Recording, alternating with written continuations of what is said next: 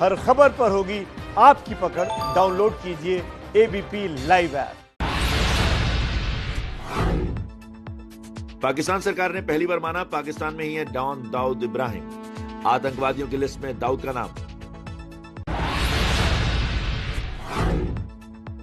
पाकिस्तान की ओर से जारी आतंकियों की नई लिस्ट में हाफिज सईद और मसूद अजहर पर लगाए गए और प्रतिबंध। एफएटीएफ से ब्लैकलिस्ट होने के डर से पाकिस्तान दिखा रहा है सख्ती।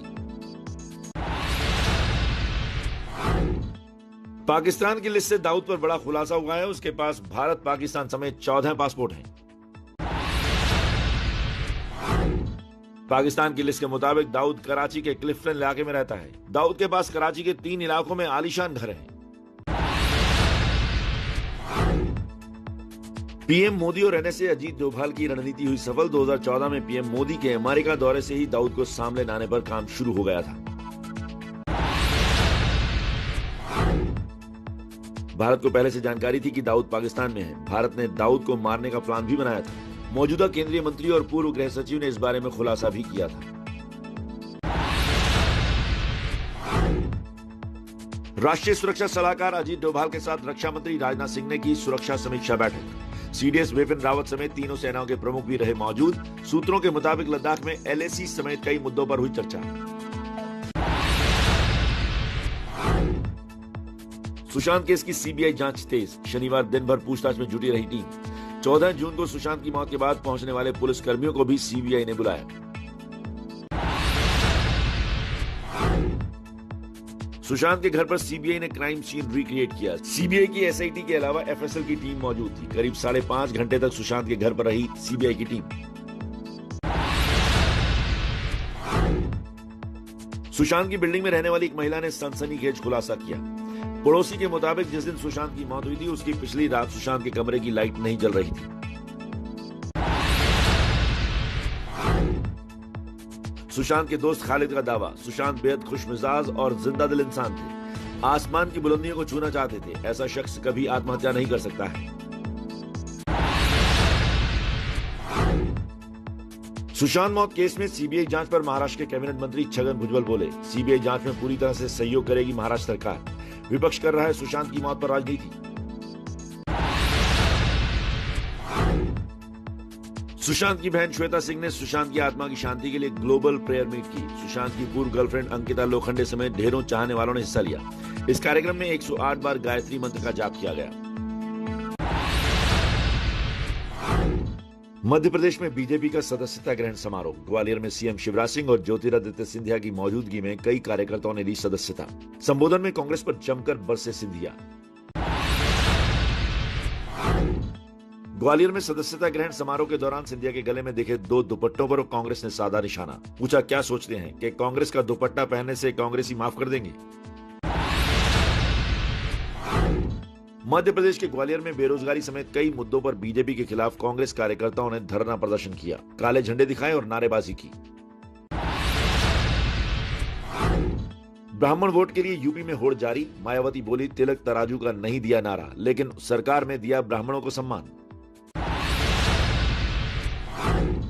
आरजेडी सुप्रीमो लालू यादव और तेजस्वी का नाम लिए बगैर नीतीश ने साधा निशाना। बोले, लालटेन का जमाना गया। पहले लोग घरों से निकलने से भी डरते थे। बिहार विधानसभा चुनाव से पहले बीजेपी और जेडीयू के बीच सीटों के बंटवारे को लेकर हलचल तेज। इस महीने के आखिर तक हो सकता है फैसला। पटना में बीजेपी अध्यक्ष जेपी नड्डा और नीतीश कुमार के बीच होगी बैठक। कांग्रेस धरोहर का तीसरा एपिसोड लॉन्च हुआ। वीडियो में कांग्रेस ने बीजेपी पर धर्म और जाति के आधार पर देश का विभाजन करने का आरोप लगाया। योगी आदित्यनाथ ने आपके नेता संजय सिंह पर साधा निशाना। कहा, दिल्ली का एक नमूना उत्तर प्रदेश आता है और कहता है कि यहां कोविड से लड़ने की कोई रणनीति नहीं है। यूपी के मुरादाबाद से समाजवादी पार्टी के सांसद एसटी हसन ने देश की मीडिया पर आपत्तिजनक टिप्पणी की। कहा, चैनल एक पार्टी को फायदा पहुंचाने के लिए कर रहे हैं काम, अंकुश लगना चाहिए। खिलौना बाजार में चीन को झटका देने की तैयारी। पीएम नरेंद्र मोदी का आत्मनिर्भर अभियान के तहत स्वदेशी खिलौनों के उत्पादन पर जोर। वरिष्ठ मंत्रियों और अधिकारियों के साथ बैठक में हुई चर्चा। लखनऊ में मुहर्रम पर मजलिस और ताजिया निकालने की मांग को लेकर धरने पर बैठे शिया धर्म गुरु मौलाना कल्बे जव्वाद। कोरोना गाइडलाइंस के तहत भीड़ जुटाने पर प्रतिबंध है। हरियाणा में शनिवार और रविवार को दुकान बंद करने के सरकार के फैसले का विरोध, गुरुग्राम में दुकानदारों ने किया प्रदर्शन। दिल्ली पुलिस की टीम यूसुफ उर्फ मुस्तकीम को लेकर यूपी में बलरामपुर के उसके पैतृक गांव बड़िया भैंसाई पहुंची। आईएसआईएस से जुड़े अबू यूसुफ की निशानदेही पर दिल्ली पुलिस और यूपी एटीएस ने बलरामपुर से 2 लोगों को हिरासत में लिया। दोनों से पुलिस ने पूछताछ की। दिल्ली पुलिस ने मुठभेड़ के बाद कल आतंकी अबू यूसुफ को धोलाकुआं के पास से गिरफ्तार किया था। आईएसआईएस से जुड़े हैं मुस्तकीम के तार। दिल्ली में गिरफ्तार आतंकी के पास से आईईडी और हथियार बरामद। एक अहम शख्स था निशाने पर। दिल्ली में आतंकी के गिरफ्तार होने के बाद यूपी में भी अलर्ट जारी कर दिया गया है। पूरे राज्य में पुलिस को सतर्क रहने के लिए कहा गया है। सुरक्षा व्यवस्था कड़ी कर दी गई है। अयोध्या में हाई अलर्ट के बाद सुरक्षा बढ़ाई गई। चप्पे चप्पे पर पुलिस के जवान तैनात। हर ओर रखी जा रही है नजर। लखनऊ में यूपी एसटीएफ ने एक टेक्नीशियन समेत 2 दुकानदारों को गिरफ्तार किया। सामान तोलने की मशीन में चिप लगाकर धोखाधड़ी करने का आरोप। लखनऊ में यार्ड में संदिग्ध हालत में एक शव मिलने से हड़कंप। पुलिस कर रही है मामले की जांच। यूपी के रामपुर में पुलिस ने एक गैंग का भंडाफोड़ कर 4 लोगों को गिरफ्तार किया। कई हथियार और कारतूस बरामद। हिमाचल प्रदेश के पुलिस महकमे में बड़ा फेरबदल। सीआईडी के एडीजी बदले गए। शिमला, ऊना, चंबा, हमीरपुर समेत कई जिलों के एसपी का तबादला। उत्तराखंड में विधायक महेश नेगी के डीएनए टेस्ट की मांग को लेकर बवाल। सीएम त्रिवेंद्र सिंह रावत ने कहा, सरकार नहीं कानून का काम। विपक्ष कर रहा है डीएनए टेस्ट की मांग। द्वाराहाट से विधायक पर महिला से दुष्कर्म का आरोप है। गुरुग्राम में सोना रोड पर चल रहे फ्लाईओवर निर्माण के दौरान पुल का एक बड़ा हिस्सा टूटकर गिर गया। डिंडीगुल में केमिकल फैक्ट्री में लगी भीषण आग। एयरफोर्स एकेडमी के पास है केमिकल फैक्ट्री। डिंडीगुल में केमिकल फैक्ट्री में लगी भीषण आग। एयरफोर्स एकेडमी के पास है केमिकल फैक्ट्री। आंध्र प्रदेश में कृष्णा जिले की पुलिस ने एक वाहन पर छापा मारकर करीब 1700 बोतलें शराब बरामद की। शराब तेलंगाना से आंध्र प्रदेश लाई जा रही थी।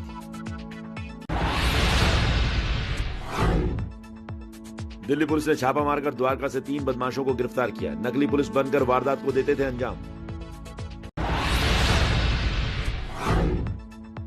गुरुग्राम में हादसे के वक्त मौके पर भीड़ नहीं होने से बड़ा खतरा टला। हादसे में जानमाल का कोई नुकसान नहीं हुआ है।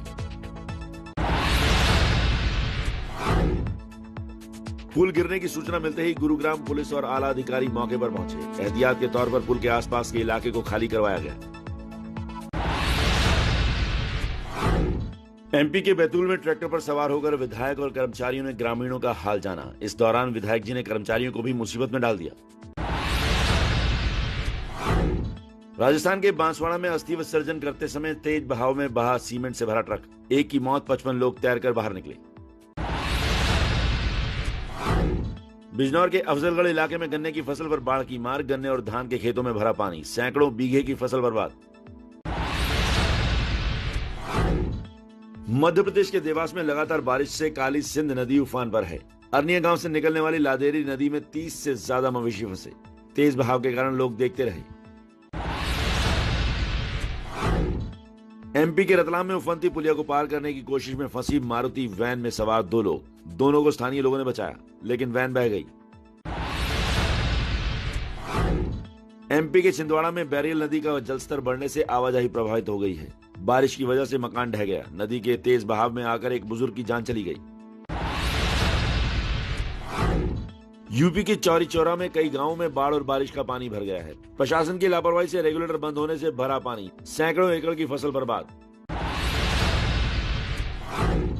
एमपी में देवास के चंदना गांव के एक शख्स की लापरवाही से गई जान। लोगों के मना करने के बाद भी उफनती पुलिया पार करने की कोशिश में तेज धार में बही कार। मध्य प्रदेश के बाणसागर से छोड़े गए पानी से बिहार में सोन नदी में बाढ़ का खतरा बढ़ा। तटीय इलाकों और सोन जिला के लोगों को सुरक्षित स्थान पर जाने का निर्देश जारी। कर्नाटक के बेंगलुरु में बारिश ने बढ़ाई लोगों की मुश्किलें, कई इलाकों में भरा पानी।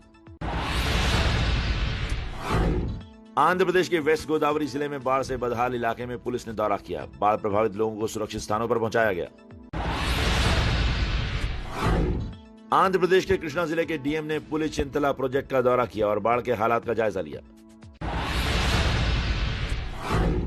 मौसम साफ होने पर 3 दिन बाद केदारनाथ यात्रा शुरू हुई।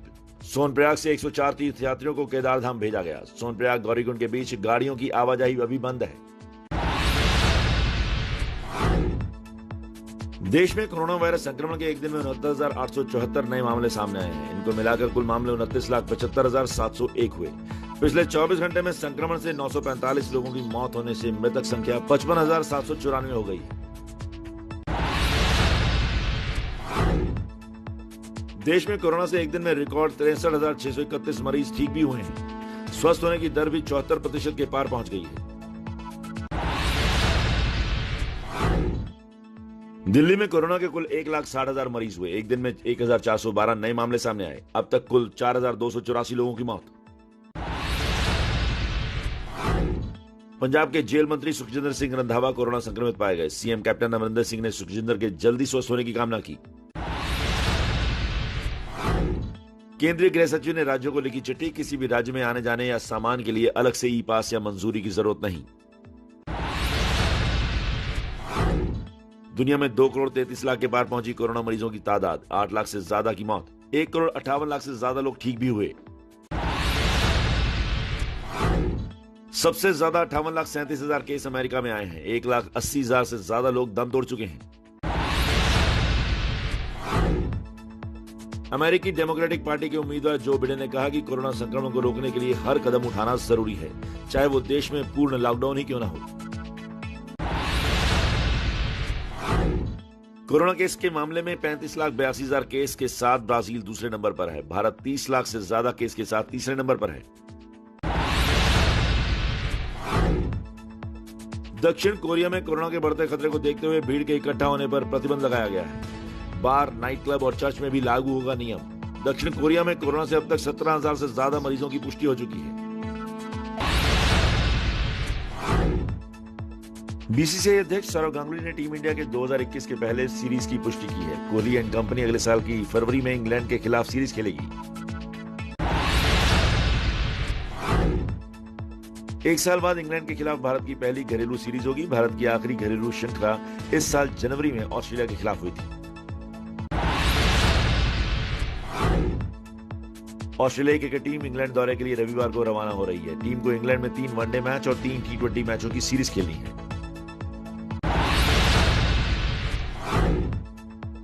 बीसीसीआई ने सलामी बल्लेबाज रोहित शर्मा को देश के सर्वोच्च खेल सम्मान राजीव गांधी खेल रत्न के लिए चुने जाने पर बधाई दी है। रोहित इस सम्मान को पाने वाले देश के चौथे क्रिकेटर हैं। भारत के पूर्व तेज गेंदबाज लक्ष्मीपति बालाजी ने महेंद्र सिंह धोनी की तारीफ की है और कहा है कि इनका प्रभाव सिर्फ भारतीय क्रिकेट पर ही नहीं रहा, बल्कि पूरे विश्व क्रिकेट पर रहा है।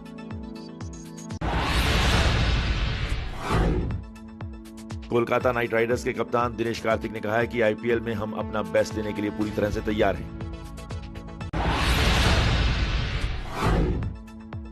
आईपीएल शुरू होने से पहले आरसीबी के लिए अच्छी खबर। रॉयल चैलेंजर्स बेंगलुरु की टीम में शामिल होने के लिए एबी डिविलियर्स और क्रिस मोरिस यूएई पहुंचे।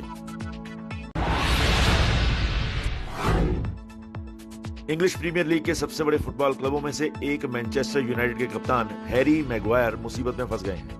ग्रीस में छुट्टी मनाने गए हैरी को मारपीट के आरोप में गिरफ्तार किया गया है। साउथहैम्पटन में पाकिस्तान के खिलाफ तीसरे टेस्ट मैच की पहली पारी में 583 रन बनाकर इंग्लैंड की टीम ने रिमोट कंट्रोल अपने हाथ में ले लिया है। मध्यक्रम के बल्लेबाज जैक क्रोली ने 267 रनों की पारी खेली और वहीं जॉस बटलर ने 152 रन बनाए। बिहार में वैशाली जिले के महुआ में स्टेट बैंक ऑफ इंडिया में लगी आग की वजह से भारी नुकसान की आशंका है।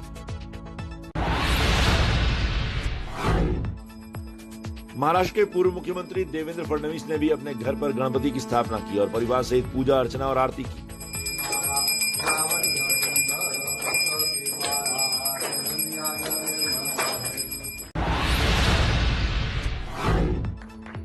मुंबई के गिरगांव इलाके के जिस केशव जी नाइक चाल से लोकमान्य तिलक ने गणेशोत्सव की शुरुआत की थी, वहां आज भी बड़ी सादगी से पारंपरिक तरीके से ये त्योहार मनाया जाता है।